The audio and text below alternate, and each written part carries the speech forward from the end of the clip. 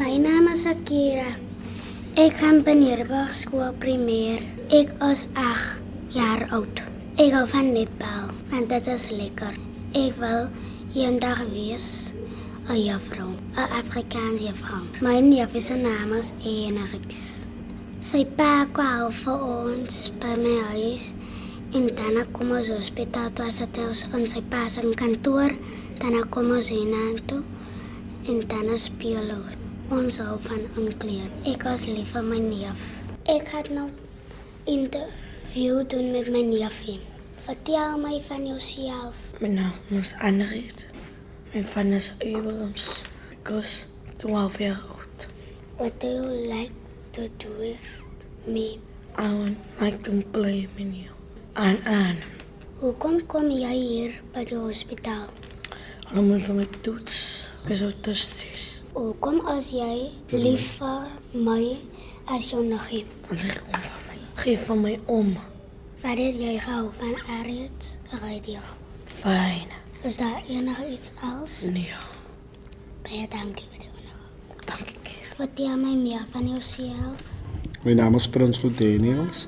Ek is die broer van jou moeder, Michelle Poison. Waar werk jy? Ek werk by Parel Hospitaal Klinieke, eerste vloer, wat van Stellenbosch tot in Van Reinsdorp die gemeenskap bedien. Wat het jy gedink van my? Ja, jy was 'n verrassing vir ons. Dis die eerste meisiekind wat by ons in die huis saam met ons as broer, saam met my broers en saam met jou moeder was. Wat dink jy van Ariëts radio? Dis 'n goeie inisiatief vir die kinders spesifiek minder bevoorreg zijn en wat die geleentheid nou kry om vaardighede aan te leer. Hoekom as ek by Ariëts radio?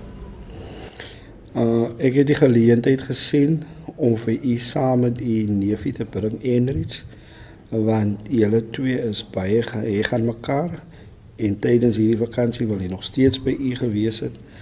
Maar ek het geweet as ek vir hom alleen bring gaan hy ongelukkig wees.